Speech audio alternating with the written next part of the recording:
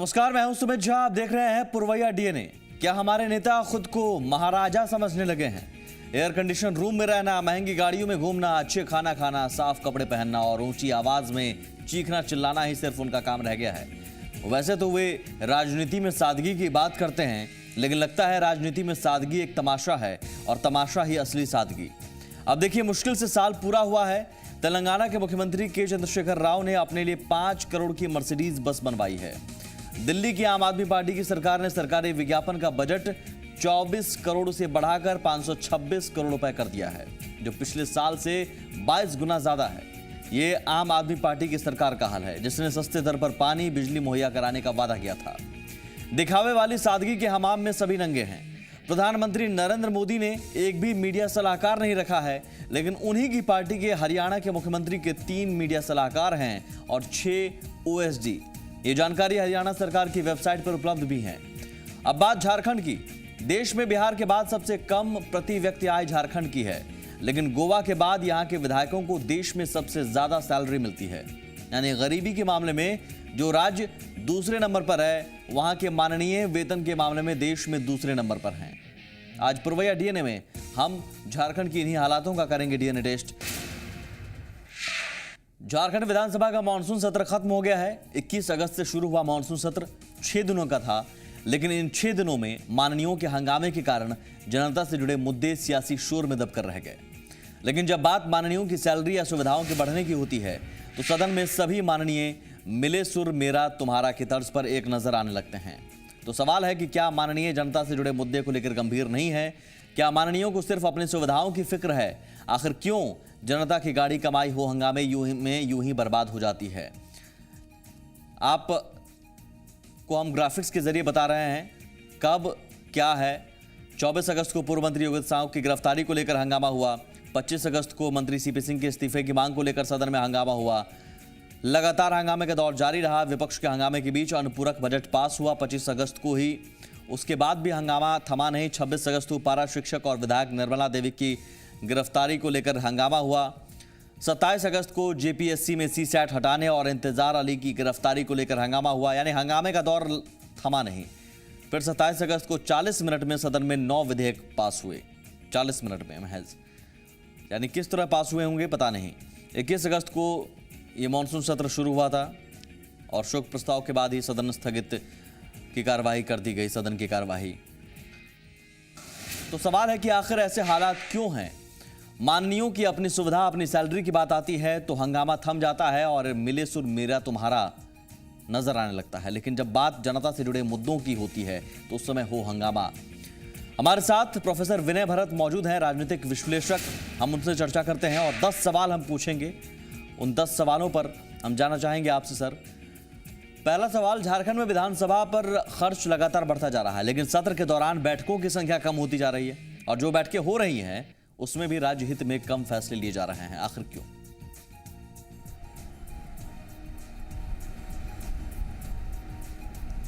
विनय साहब।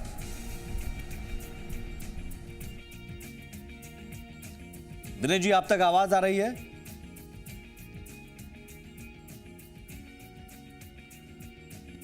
चलिए, हमारी टीम कोशिश कर रही है कि उनसे हम बात कर पाएं, लेकिन ये महत्वपूर्ण सवाल है और जिन सवालों को लेकर हम हाजिर हैं दरअसल उस राज्य से जुड़े सवाल हैं जो राज्य गरीबी, पलायन, भुखमरी, बेरोजगारी जैसी गंभीर समस्याओं से ग्रसित है।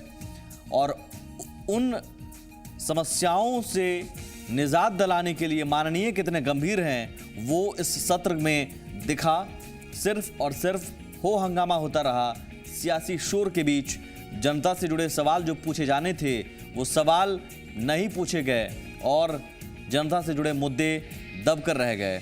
यही सवाल है कि क्या झारखंड में जहां 9 बार माननीयों की सैलरी बढ़ जाती है बिना हो हंगामे के कारण, क्या वहां पर जनता से जुड़े मुद्दे बिना हो हंगामे के उठाए जा सकते हैं?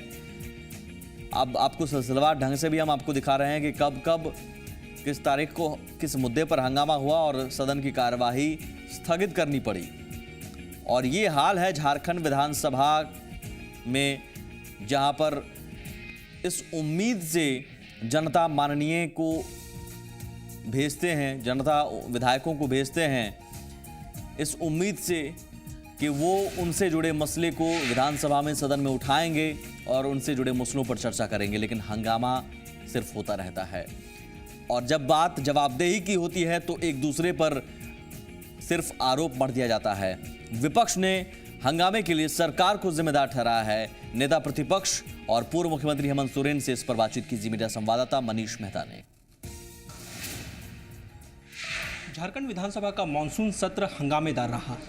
हंगामा इस कदर बढ़ा कि लगातार सदन को कई बार स्थगित करना पड़ा। इस वक्त हमारे साथ मौजूद है नेता प्रतिपक्ष हेमंत सोरेन। हेमंत जी, मानसून सत्र झारखंड विधानसभा का इस बार हंगामे के लिए जाना जाएगा, इसके लिए आप किसको जिम्मेदार ठहराएंगे?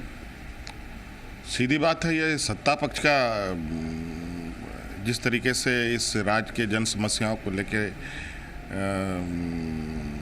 कान में तेल डाल करके सोई हुई है और उसको जगाना हमारा काम है। और कि इतने समय से इनको सदन में इस बात के लिए कहा जा रहा है कि जन समस्याओं को जनता के हितों पर आप काम करें। सत्ता पक्ष आप पे ये आरोप लगा रहा है कि आप जनता से जुड़े मुद्दों को उठाने के बजाय हंगामा करके मीडिया में अपनी जगह बनाना चाह रहे हैं। क्यों?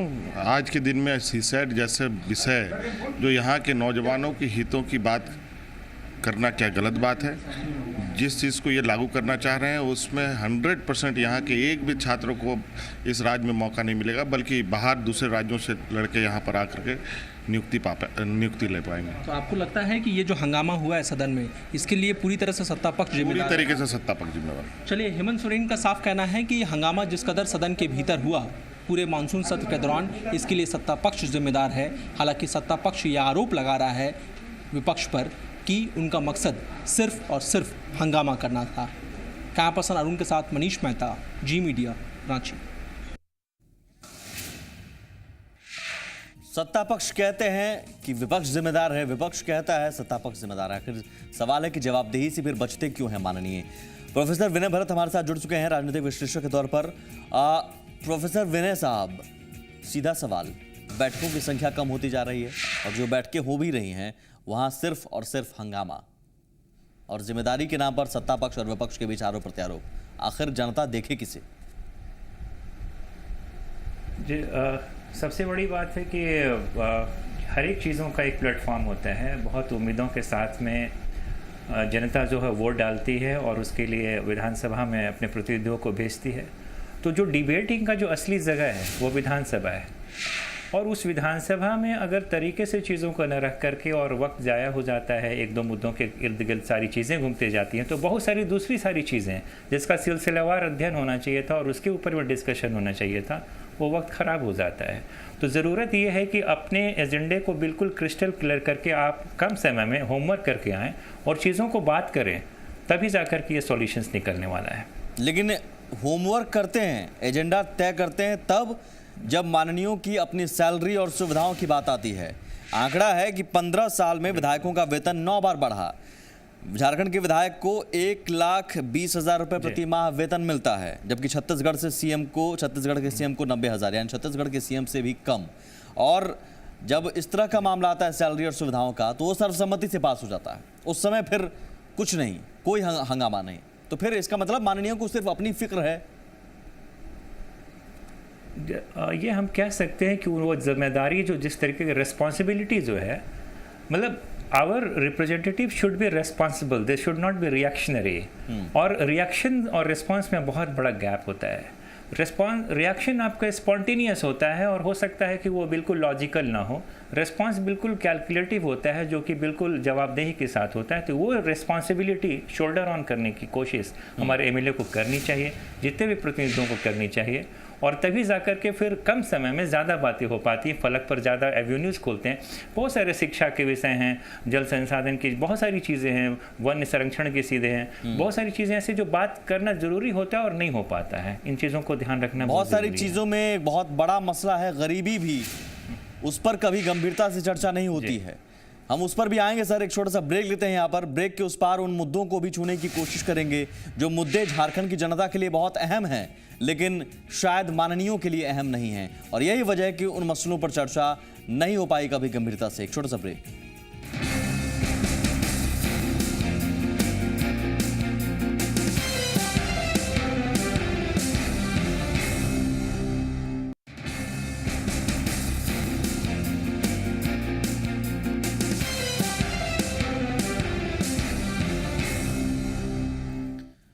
स्वागत है आपका। आप देख रहे हैं पुरवैया डीएनए। हम बात चर्चा कर रहे हैं कि जो मंच झारखंड की जनता से जुड़े मसलों के लिए चर्चा के लिए बनी है, क्या वो मंच सिर्फ और सिर्फ हो हंगामे की भेंट चढ़ता जाएगा? बात हम सदन की कर रहे हैं। हर बार सत्र बुलाए जाते हैं, मानसून सत्र हो या विंटर सेशन हो, हर बार हो हंगामे की भेंट चढ़ जाता है। बैठकों की संख्या कम होती है और जो भी होती है बैठकें वो सिर्फ हो हंगामों के कारण बर्बाद हो जाते हैं समय। और मसलों की अगर बात करें तो मसले सैलरी और सुविधाओं के मसले हों तो ज़रूर माननीयों के बीच सर्वसम्मति बन जाती है, लेकिन जनता से जुड़े मसलों पर सिर्फ हंगामा। प्रोफेसर विनय भरत साहब हमारे साथ मौजूद हैं लगातार चर्चा के लिए। विनय भरत साहब, ब्रेक से पहले हम चर्चा कर रहे थे कि किन मसलों पर चर्चा होनी चाहिए और जो नहीं हो पा रही है पिछले कई सालों से, या फिर हम राज्य गठन के बाद से हम देखें तो मसलन गरीबी को आप ले लीजिए। 36.96% आबादी गरीबी रेखा से नीचे है झारखंड में। 18 सर्वाधिक गरीब जिलों में 9 जिले झारखंड के हैं, लेकिन राज्य गठन के बाद विधानसभा में कभी ये मुद्दा नहीं उठा। ये बहुत ही चिंतनीय विषय है। सबसे बड़ी चीज़ मुझको यही लगता है कि दो तरीके हैं विरोध करने के। अगर आपको विरोध करना है, अगर डेमोक्रेसी में विरोध करना है तो दो तरीके से आप विरोध करते हैं। एक तो सड़क पर या आम जनता के बीच में, और एक सदन के अंदर। सदन के अंदर जो आपको विरोध करना है वह विरोध का स्वरूप जो होना चाहिए वो बिल्कुल उसका पैटर्न डिफरेंट होता है। आप वहाँ भी अगर सड़कों की तरह स्थिति करेंगे, वही चीज़ें उसी लबोलुआब में करेंगे जिस तरीके से आप सड़कों पर रोष व्यक्त करते हैं, तो बहुत सारा वक्त ऐसे ही निकल जाता है। और ये कहीं ना कहीं दर्शाता है कि जिस तरीके की संजीदगी होनी चाहिए जनता के प्रति, वो सालों भर उस तरीके का होमवर्क कहीं ना कहीं मिसिंग है। वो वक्त कहीं ना कहीं अपने क्षेत्र के इशूज़ से बहुत दूर भटकते जाते हैं। तो गरीबी क्या, बाकी तमाम जो आधारभूत चीज़ें हैं जो इसके लिए बेसिक कम्युनिटीज़ के तहत जो जनता उनसे अपेक्षा रखती है, उन चीज़ों का वो ठीक से अध्ययन न करने के सवाल ये भी है कि सरकार जिम्मेदार है या फिर विपक्ष जिम्मेदार है? क्योंकि सरकार की अगर बात आए, 22 फरवरी को सीएम रघुवर दास ने दुमका में कहा था कि सरकार स्थानीयता के मुद्दे पर गंभीर है, इस पर जल्द फैसला लिया जाएगा। 30 अप्रैल तक का डेडलाइन भी तय किया गया था, लेकिन आज तक कुछ हुआ नहीं। जबकि रघुवर दास ने 17 दिसंबर 2013 को स्थानीयता पर हेमंत सरकार की नीति और नियत पर सवाल उठाए थे। सवाल यह है कि आखिर झारखंड की कोई भी सरकार इस मुद्दे का समाधान क्यों नहीं करती और इस मुद्दे पर सिर्फ हंगामा होता है? सबसे मुझे कहीं ना कहीं लगती है कि चीज़ें ऐसी है, स्थानीयता को लेकर के हम बहुत सारी पार्टियों ने अपने अपने ड्राफ्ट्स लोगों तक, राज्यपाल के पास और सरकार के पास पहुंचाए हैं। मुझको लगता है कि कहीं ना कहीं एक समन्वय की कमी जो भरपूर तरीके से हमको दिखता है, और इस चीज़ को क्रेडिट ले जाने का कि कौन उसको ना करके जो एक हॉलिस्टिक परसेप्शन बाहर निकल के आता है उसको फॉलो करने की ज़रूरत है, और वो कहीं ना कहीं मिसिंग दिखता है। क्रेडिट्स को हटा करके एक हॉलिस्टिक परसेप्शन के साथ में, अगर उस रिस्पॉन्सिबिलिटी के साथ में स्थानीयता को अगर डील किया जाता तो कब का ये मुद्दा खत्म हो चुका होता और जनता के पास समाधान आता। आपको लगता है कि स्थानीयता के मामले पर सीएम रघुवर दास अपनी पार्टी बीजेपी में ही घिर गए हैं? झरिया से बीजेपी विधायक फूलचंद मंडल ने तो सीएम की स्थानीयता पर सवाल उठा दिया था।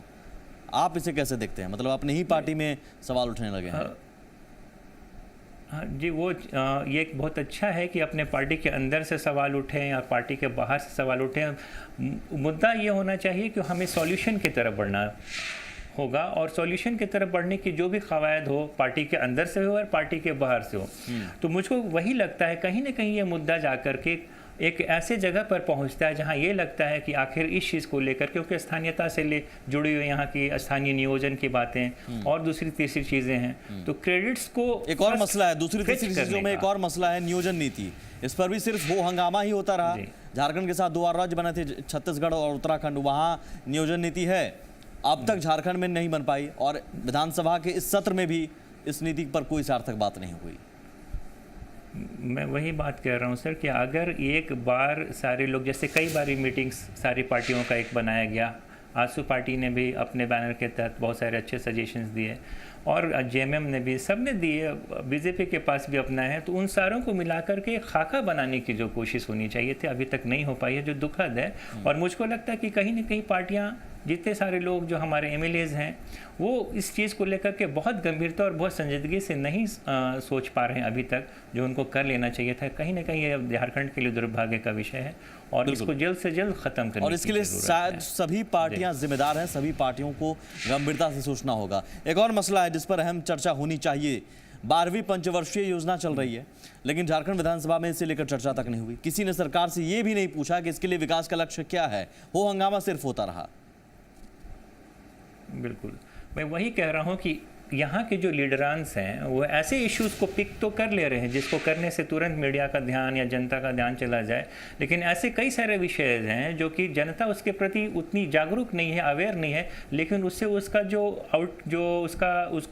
वो उसका स्टेक होल्डर है, उसको अंततः उसको घाटा हो रहा है, अंततः उसका जीवन स्तर नहीं उठ पा रहा है, जनता इग्नोरेंट है, तो उन सारे इश्यूज़ को ध्यान नहीं दे रहे हैं जो कैची विषय हैं जिससे जल्दी वो लाइमलाइट में आ सकते हैं, उनको फुटेज मतलब एक पब्लिसिटी स्टंट के रूप में इस्तेमाल किया जाता है, पब्लिसिटी स्टंट के रूप में कहीं ना कहीं बिल्कुल इस मंच में, क्योंकि कैमरा जब से ये ट्रांसपेरेंसी हुई है कि भाई विधानसभा का भी उसके लिए आप हमें भी दोषी मान सकते हैं, इलेक्ट्रॉनिक मीडिया जब से आया तब से। नहीं, मैं वो आपको दोषी नहीं मान रहा। नहीं माननीय, अगर पब्लिसिटी कर रहे हैं तो हमारी मजबूरी है कि हम उस खबर को दिखाएं, लेकिन शायद माननीय समझ नहीं पा रहे हैं कि वो खबर गलत संदेश दे रही है उनके प्रति।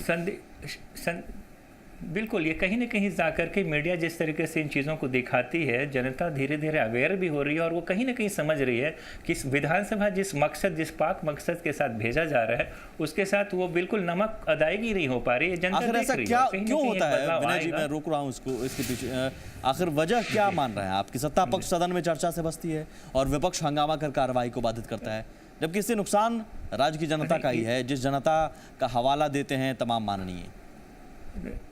मैं बिल्कुल निष्पक्षता के साथ ये बोलना चाहता हूँ कि अभी जो हमारे जो प्रतिनिधि बाहर निकल कर के आ रहे हैं वो कहीं ना कहीं उनमें अध्ययन की कमी और अपने क्षेत्र के प्रति जो उनका एक विश्लेषण होना चाहिए था उस पर वो ध्यान कम दे पा रहे हैं और चुनाव जीतने के बाद उनकी कंसंट्रेशन जो है कहीं ना कहीं लैक करती है। वो सत्ता के एक आवरण में चले जाते हैं जिसका कि वो आनंद लेने में, या फिर कह सकते हैं कि एक वो बिल्कुल रिलैक्स मोड में चले जाते हैं। वो कहीं ना कहीं संजीदगी की कमी जो हमको, और शायद रिलैक्स मोड में विनय जी मेरे ख्याल से इसलिए चले जाते हैं क्योंकि सिर्फ माननीयों की हमें कहना पड़ा है कि उन्हें अपनी ही सिर्फ चिंता है। अब देखिए, सत्ता पक्ष से लेकर विपक्ष तक के विधायक, विधानसभा के अध्यक्ष से लेकर डीजीपी तक अपनी सुरक्षा व्यवस्था बढ़ाने की मांग करते देखे जाते हैं, लेकिन आम जनता की सुरक्षा की मांग पर चुप हो जाते हैं। इसी सत्र में राज्य की कानून व्यवस्था पर कोई सवाल नहीं उठा, जबकि सब जानते हैं कि अपराध का ग्राफ किस तरह बढ़ रहा है। आप सरकार को घेरना चाहते हैं, घेरिए, उठाइए सवाल।